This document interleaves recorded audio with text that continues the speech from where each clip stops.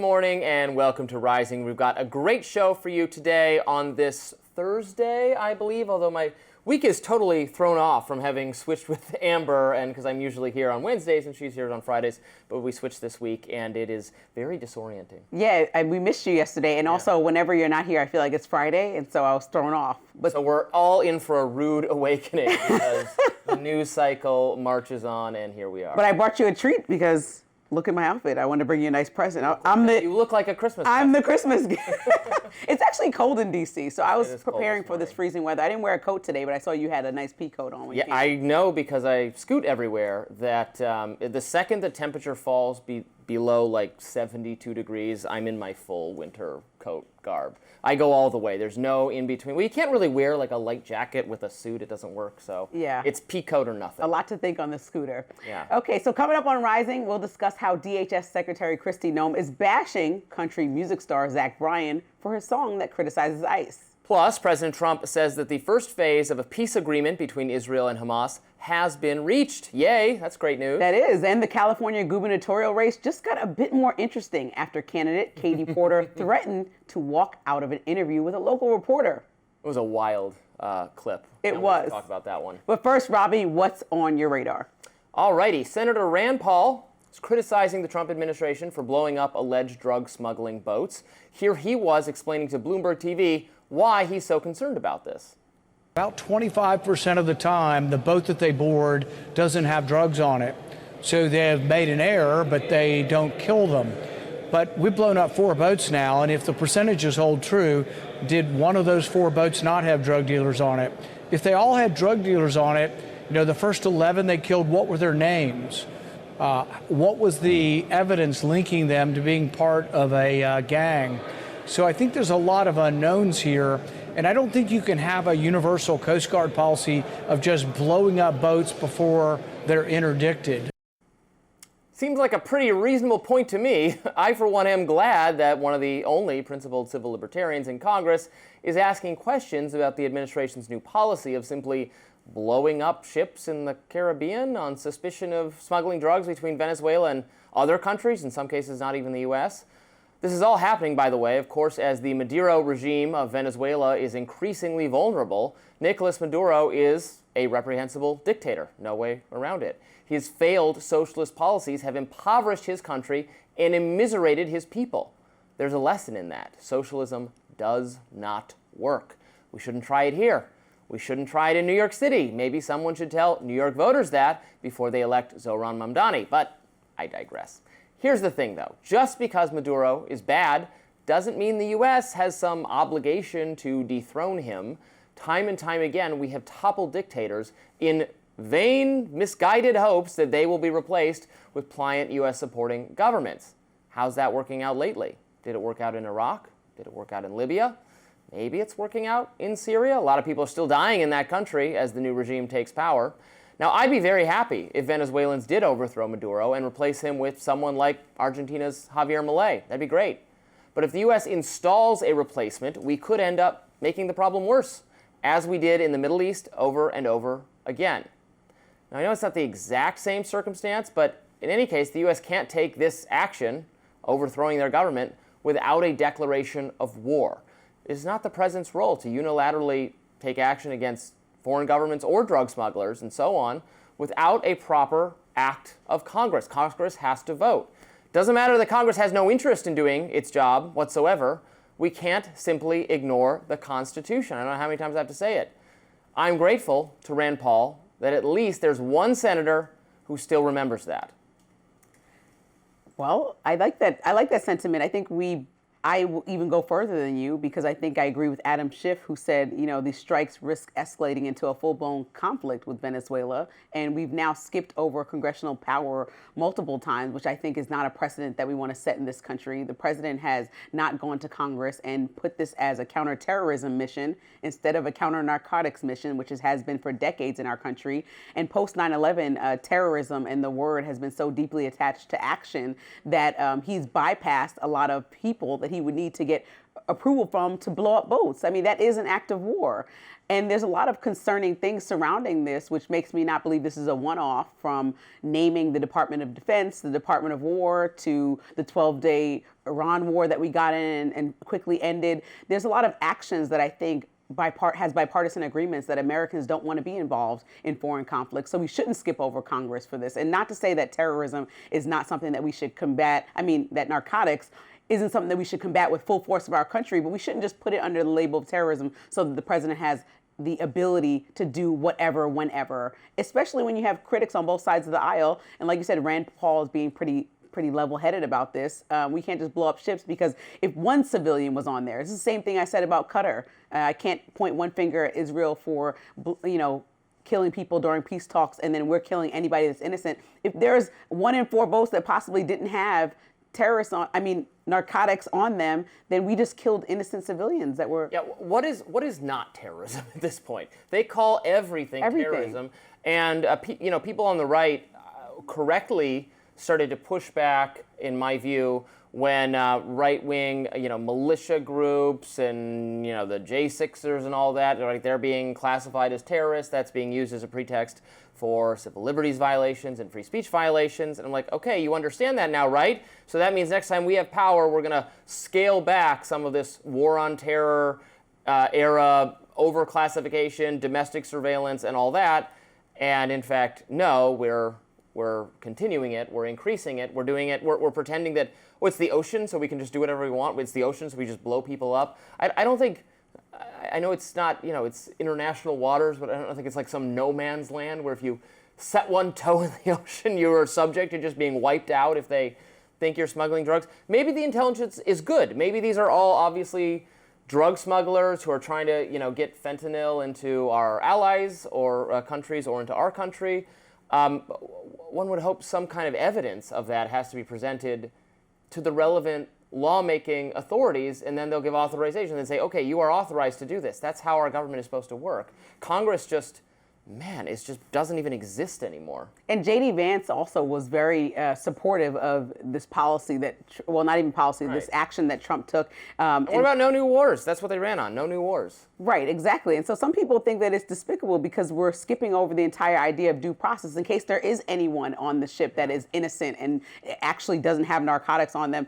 Also, applying a new label to an old problem is not a solution, right? Drugs being smuggled into our country is a big issue, and we need to figure out how to solve it. And maybe that's something where Congress, where we both agree, which can do a much better job working together, can figure out a solution. Like Amber brought up an example yesterday last week of a mom in Ohio that would really be adamant about having this type of action immediately because her kid may or may not have taken fentanyl that was smuggled into this country. And while that's appropriate and important to address for leaders of constituents, the way to go about it is to talk to your congressional leaders and have them talk to the president and come up with bipartisan legislation on how we handle things like this, especially when we need to consider due process and bring these people to justice the right way. Well, and we have been vigorously prosecuting a war on drugs for our entire lives. The U.S. government has been waging war on cartels, on on people who are addicted to drugs, on suppliers for drugs.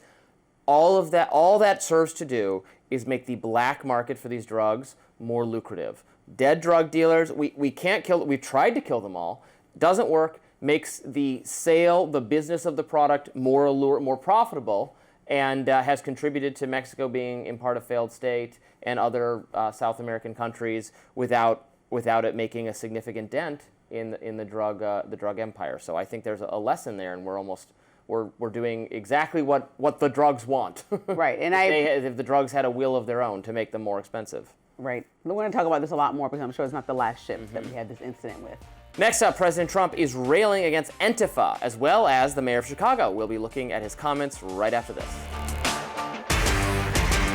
It should be clear to all Americans that we have a very serious left-wing terror threat in our country. Radicals associated with the domestic terror group Antifa that you've heard a lot about lately, and I've heard a lot about them for 10 years.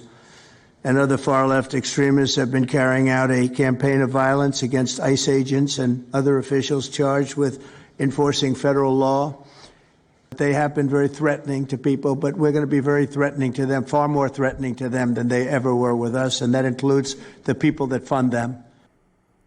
President Trump is there railing against the anti-fascist movement known as Antifa during a roundtable yesterday. Trump has repeatedly gone after Antifa in recent weeks, even going as far as to designate the movement as a terrorist organization. He indicated yesterday he would escalate that designation to a foreign terrorist organization.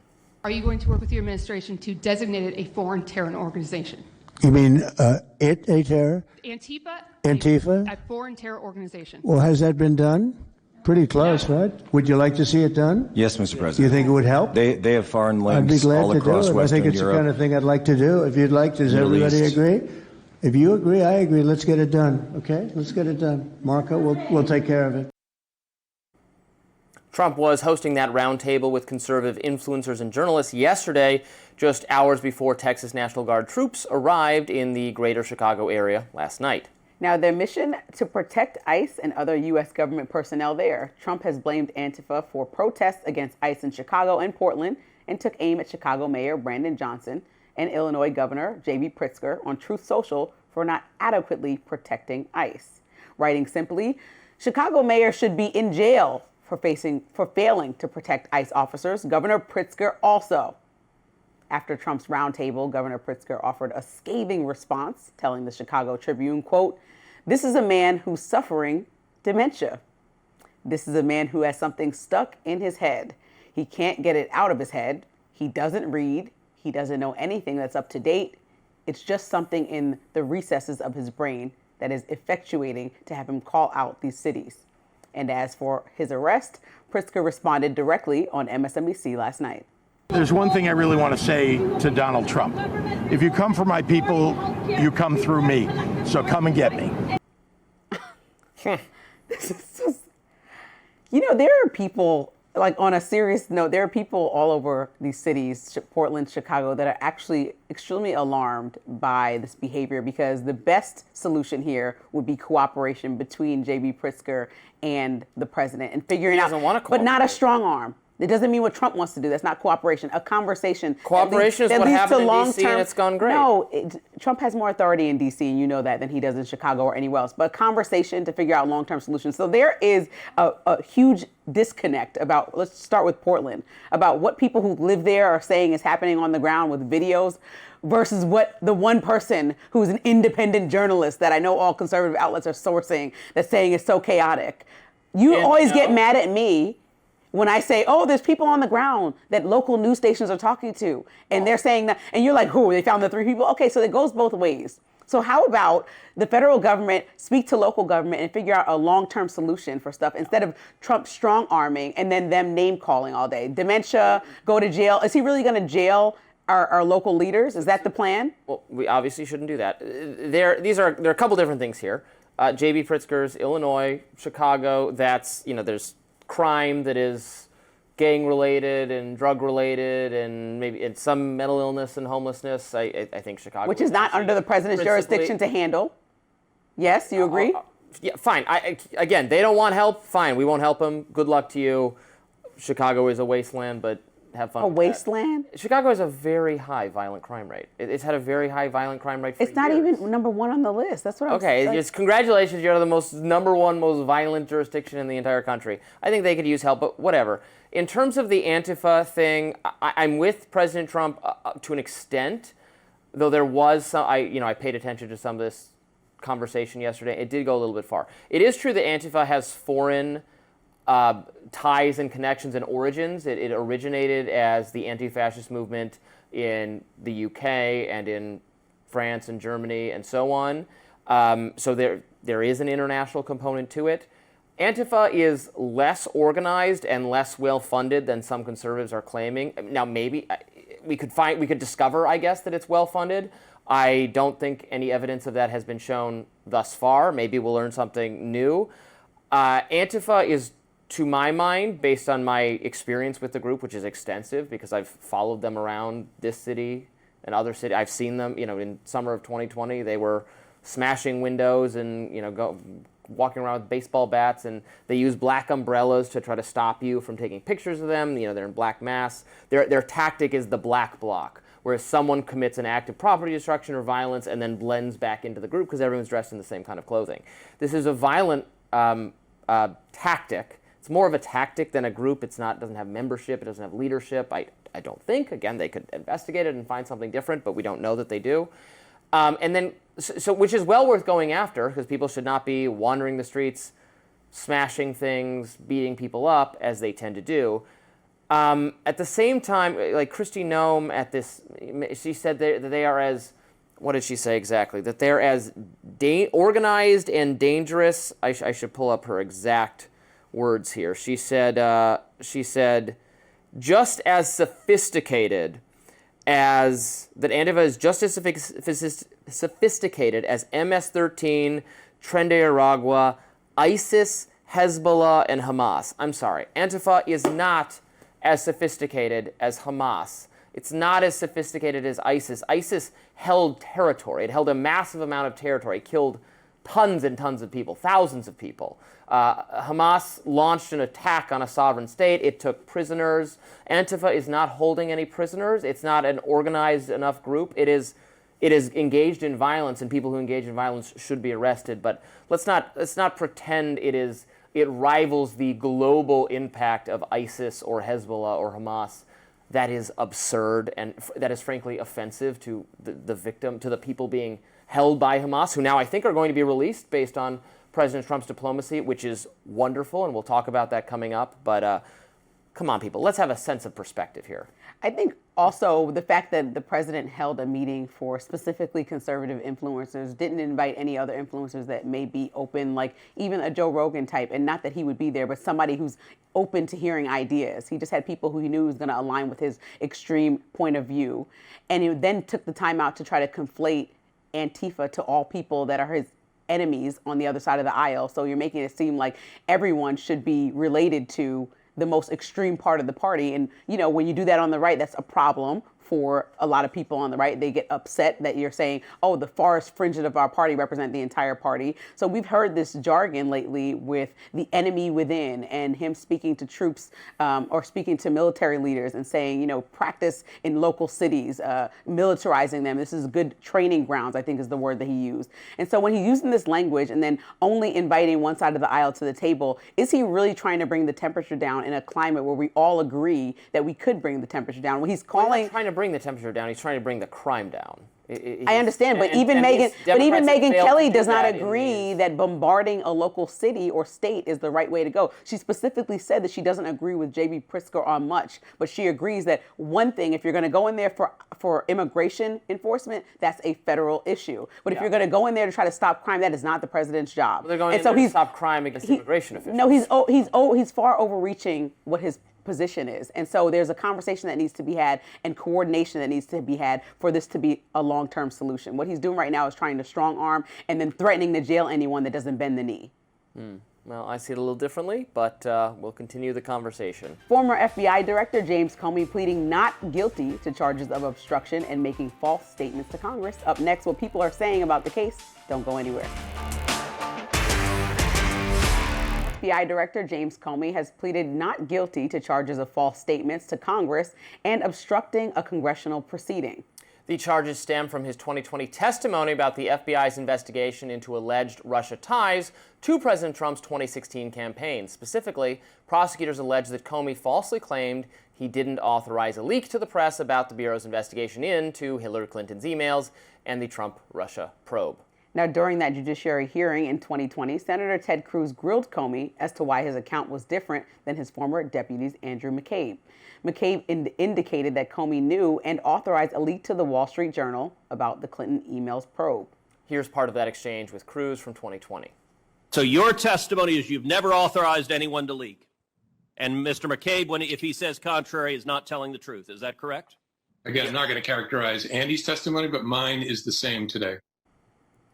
Comey's lawyer said he'd try to quickly dismiss the charges by filing two motions. One motion will accuse the government of selective and vindicative prosecution, while the other will try to argue that prosecuting U.S. attorney's appointment was illegal.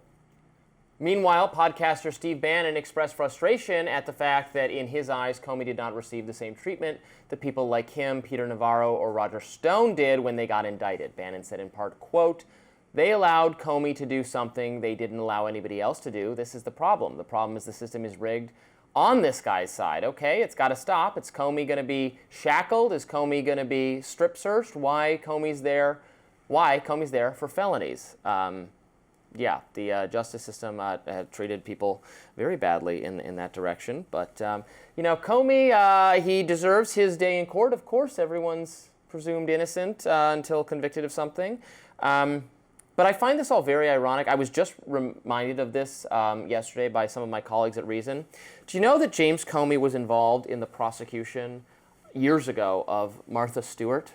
No, I didn't know that. And people think, who didn't follow this case closely, that she went to prison for securities fraud, for insider trading. She did not go to prison for insider trading. They could not prove that she committed insider trading. What they proved that she did was made some false statement to investigators in the course of the investigation. So this is his karma. Exactly. This is what you're getting at. He deserves As I say time and time again, if they try hard enough, and if you are at all careless in any way, if you make any statements to police officers without an attorney present, without going through your attorney first, you will always, every time, say something that is just not true enough that they can prove it could have been totally incidental, having nothing to do with the case. They can get you on that. Obstruction of justice, perjury, etc. So it will be very ironic if the tables are turned and the same thing is done to James Comey, who's bragged about it in his book, A Higher Loyalty, how thank God the streets are safe from the likes of Martha Stewart. It's so ridiculous. Well, so I will be shedding many tears for him. We saw the video where I think that the people of America are shedding tears for the fact that the Justice Department has turned into like political retribution for President Trump for the entire year. That's the biggest thing. And he posted a video late last month saying that this is the cost, in his words, for standing up to Donald Trump. My heart's broken for the Department of Justice is what he said. Meanwhile, Trump said on Truth Social, this is justice in America. So they're going back and forth and have two different perspectives about this. I think it's good to note that Trump's appointee, who was a private lawyer for President Trump, he handpicked to be the U.S. attorney in this case that ended up moving forward with the prosecution of Comey.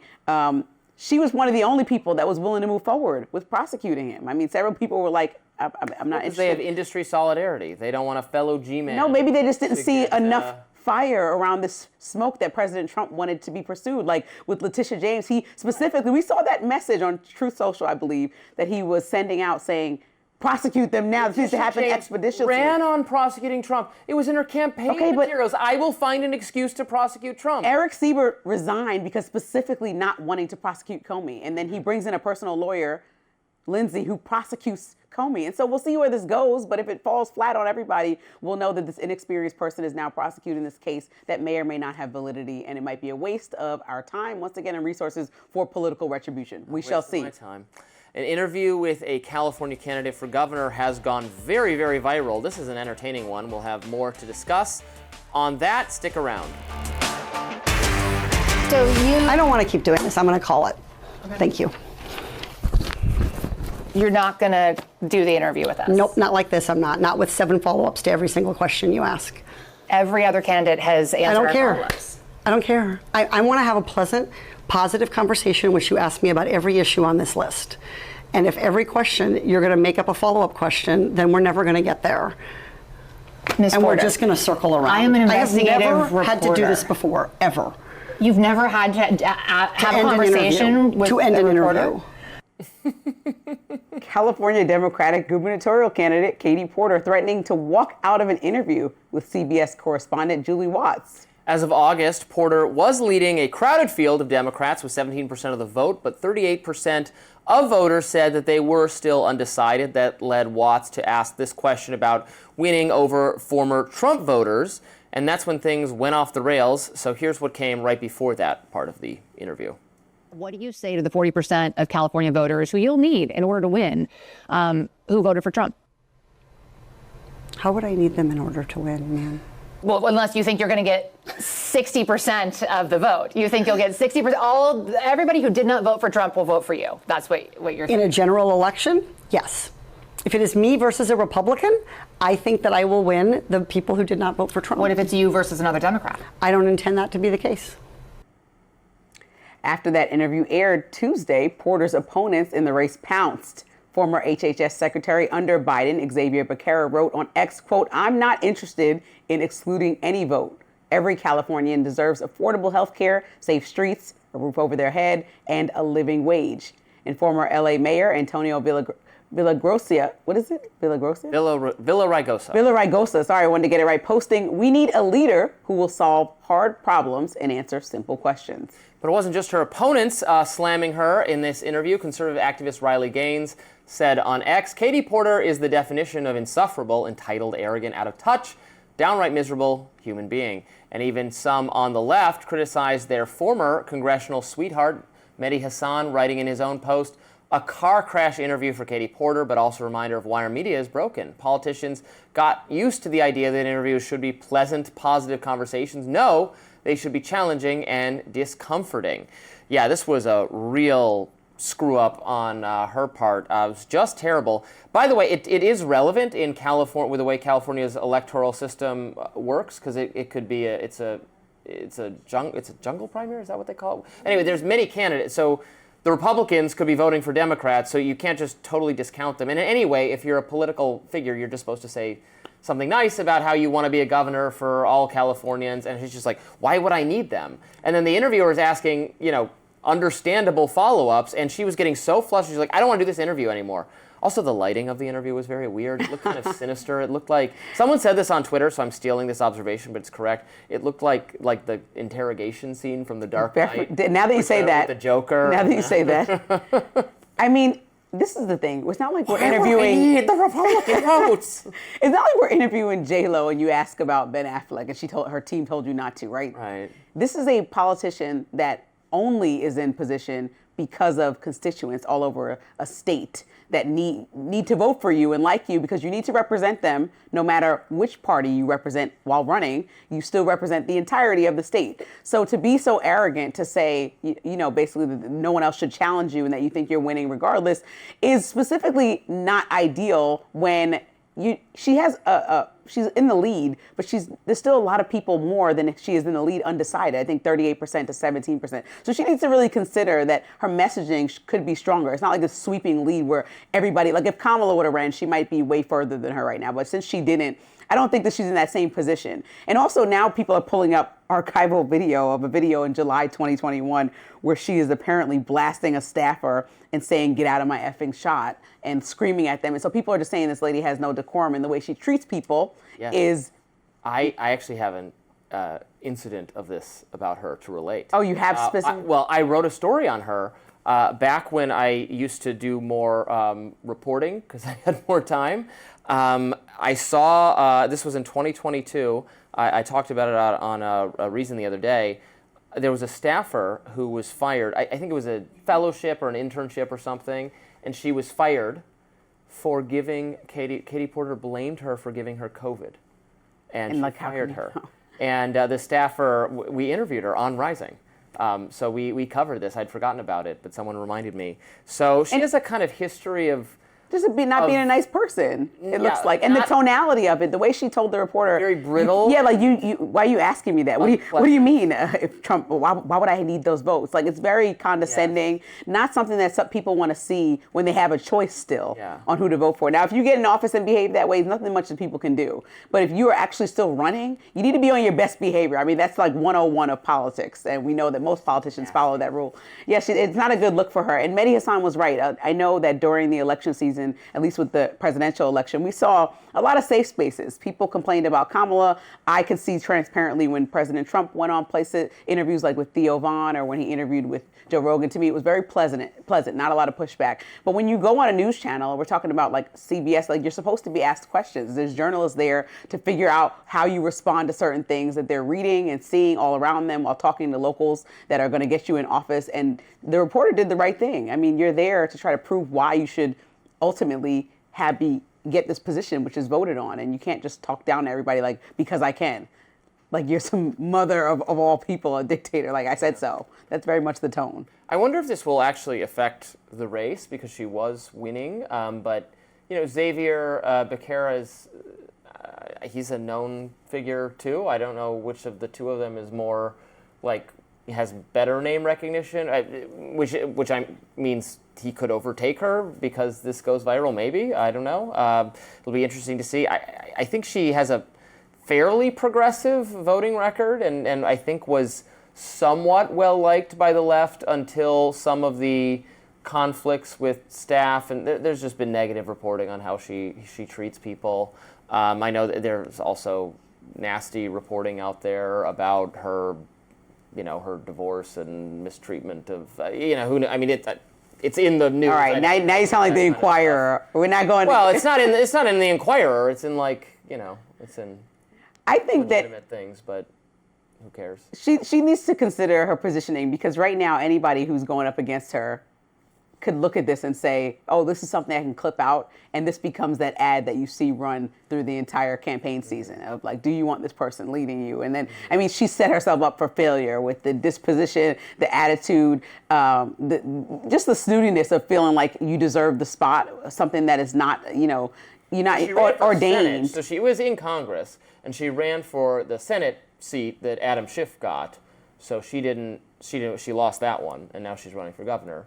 Right, just because you have name recognition, and I think that's part of the problem, is that you think that you should be somewhere, and really people have an opportunity to figure out if they want you in that position. And she's like in the interview like she's already won, and I just think that tone is very arrogant for somebody who is still in the middle of a race.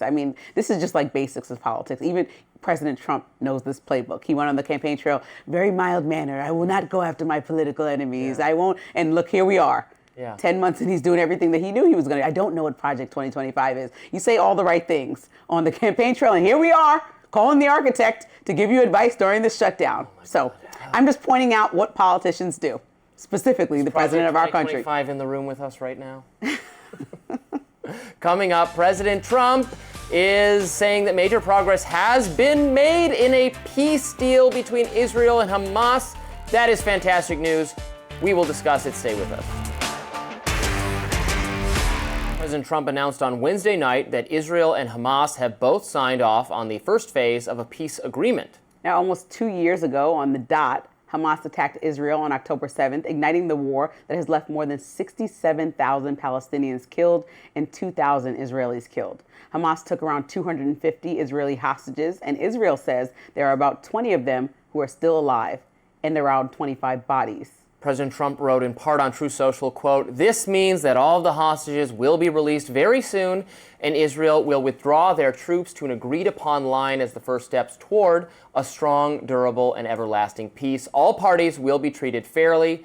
This is a great day for the Arab and Muslim world, Israel, all surrounding nations, and the United States of America, and we thank the mediators from Qatar, Egypt, and Turkey who worked with us to make this historic and unprecedented event happen." Hamas also responded positively to the news, saying in a statement, quote, "We call on President Trump, the guarantor countries of the agreement, and all Arab, Islamic, and international parties to compel the occupation government to fully implement the terms of the agreement and not allow it to evade or delay the implementation of what has been agreed upon." Israeli Prime Minister Benjamin Netanyahu also applauded the deal, saying it was, quote, "a great day for Israel." Other aspects of the conflict, like the future governance of Gaza and disarming Hamas, still need to be negotiated. On Wednesday, Steve Witkoff and Jared Kushner arrived in Egypt on behalf of the U.S. to help negotiate the deal.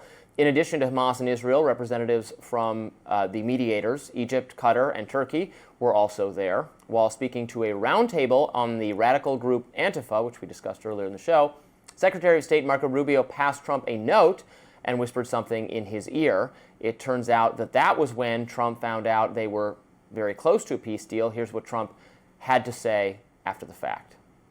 We have a great team over there, great negotiators, and there are unfortunately great negotiators on the other side also. But it's something I think that will happen, got a good chance of happening. I may go there sometime toward the end of the week, maybe on Sunday, actually. And we'll see, but there's a very good chance. Journalist Mehdi Hassan reacted to the news on X, writing, quote, "I love that we live in a world where we're all supposed to now praise Trump for his peacemaking and ignore the fact that at least 20,000 Palestinians have been killed on his watch with bombs and bullets and rhetorical support that he supplied to Israel. That's all erased now. But editor-in-chief of the Dispatch, Jonah Goldberg, wrote, I don't think I need to persuade anyone. I'm not a Trump fan. Side note, he's definitely not a Trump fan. But he deserves credit and praise for this phase of the deal if the reporting is accurate, and he will deserve more credit and more praise if the larger plan comes to fruition. This is a good example of how claiming everything Trump does is bad is stupid, just as claiming that everything Trump does is good is stupid. Yes, indeed, I agree.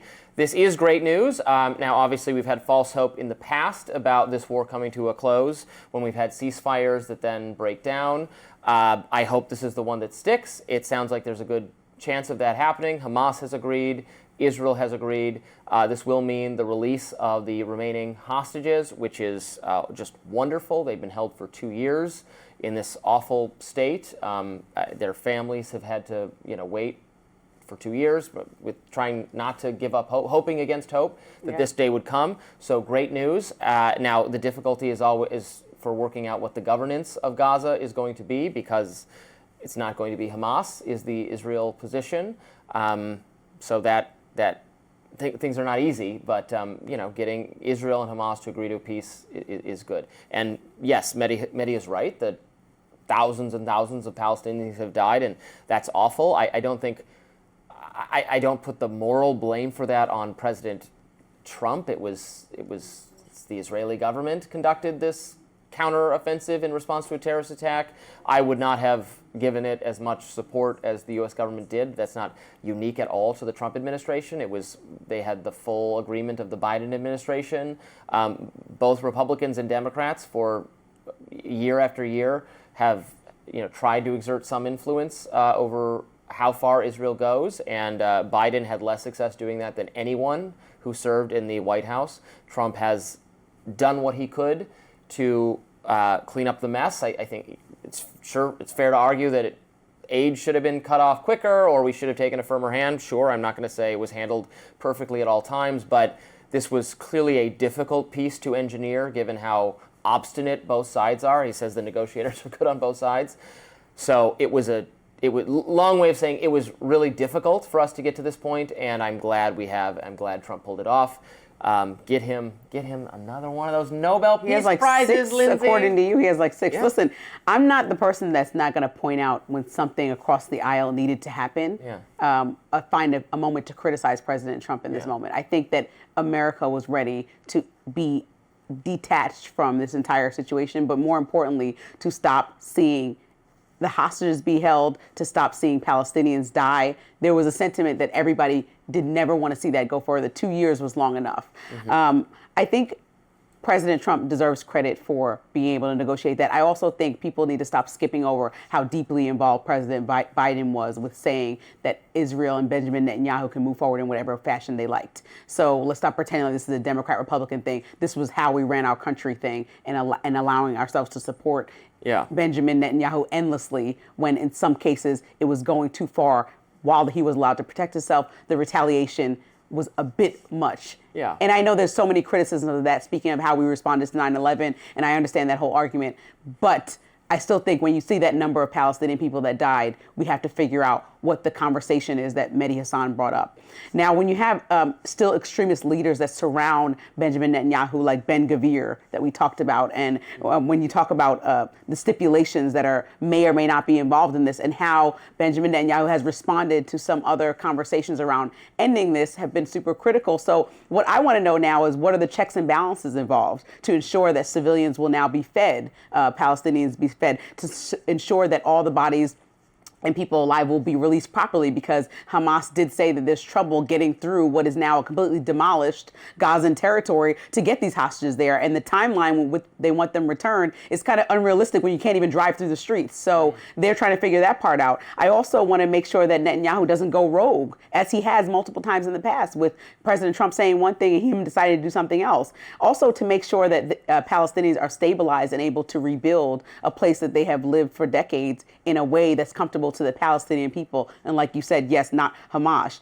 I specifically want to understand about this board of peace that's being established, who will be on it, who will authorize that it's being followed through properly. And then also, I noticed that the deal avoids addressing at all the two-state solution, which ultimately, like we said, before our lifetimes, this territory has been in grief and fighting. And so what is the ultimate plan? Now, many historians and people who have way more knowledgeable on that territory and history of it than I am will say that a two-state solution is the most, I guess, long-term stable solution. However, I don't see that anywhere as part of this conversation in any way. And so I think that that also has to be on the table. And while people may temporarily put a Band-Aid on what has been a dramatic and drawn-out long war, I think a long-term solution needs to be established before President Trump absolves himself and says, I'm turning this over to the Board of Peace and Benjamin Netanyahu to follow through. And that's what Hamas was saying in this note. Like, well, on what's the plan on the to follow? Israeli side, if they violate the peace deal or they start, Netanyahu goes rogue, to use your terminology, then we should cut off our aid to them. Like, sorry, you're the client state, we're the big state, you got to do what we say. If they go against Trump on this, cut off the aid. On the Palestinian side, Hamas just cannot have a role in the governance. It has to be the Palestinian Authority, Mahmoud Abbas, who, you know, Hamas seized power from them when Israel pulled out of the Gaza Strip in the aughts, and they said, okay, you govern yourselves, and then the people picked Hamas, and that was 20 years ago. That can't happen again, so it's still going to be governance by people the Israelis don't love, but not Hamas. That's what has to happen, and if that can be agreed to, great, two states. If not, then it's going to be something else. So that's where we'll be. And the scariest part is the fact that President Trump joked about it being a tourist destination. I mean, there's real people that need to rebuild their livelihoods over there and not be a place is a fine way to make a livelihood. No, but not for a Trump Tower to go there. I think that's completely insensitive and was obnoxious to mention. I mean, he said he wants to go there. This is a great piece of land. No, this is demolished. We're going to pay to rebuild it. We shouldn't put Trump's logo all over there. We should rebuild it in a way that put it. But if they want to purchase the land and build hotels. I mean, we want it to become an economically viable place for the people who live there. We want Palestinians to decide how they would like to move forward and if they want major boom. And also, as somebody who... If we're paying to rebuild it... I disagree. I think that statement it's not charity. I think that we also paid for it to get demolished. I wouldn't have done that either. So what do we mean? We're paying. So we're here in this situation. We shouldn't just rebuild it in a way that America sees fit. We should talk to the people that are the new leadership of Palestinian people and talk about what they want to see there, not what America wants to see in a part of the country that we don't run. I would hope they would want to see a thriving economy, and tourism can be... Robby, your hopes are not maybe what the Palestinian people want. I'm saying that's the first and foremost things that we should do. I mean, I think after all this suffering, I don't think they want to live in rubble. I think they want... Maybe they want to live in the homes that they had before it was demolished by funding that was given by the American government. Of course we have to build homes. We want it to be a place where people can live and work in safety and be prosperous. Well, we'll see how this deal pans out. A popular country singer is in hot water with the DHS for lyrics in his new song. Coming up, why Kristi Noem says the song is, quote, completely disrespectful to ICE. Country music star Bryan has caught the attention of the White House for his new song with lyrics that seem to be critical of ICE. The song has not officially been released, but Bryan did post a snippet of it on social media. The lyrics in question are, ICE is going to come bust down your door, try to build a house. No one builds no more. Well, I got a telephone. Kids are all scared and all alone. Those lyrics led to some backlash from fans of Bryan's as well as from the Department of Homeland Security. DHS posted a video on X playing Bryan's hit song Revival over a montage of Border Patrol agents and ICE officers making arrests. DHS Secretary Kristi Noem was asked about the song by conservative podcaster Benny Johnson. Here's what she had to say. I hope he understands how completely disrespectful that song is, not just to law enforcement, but to this country, to every single individual that has ever stood up and fought for our freedoms.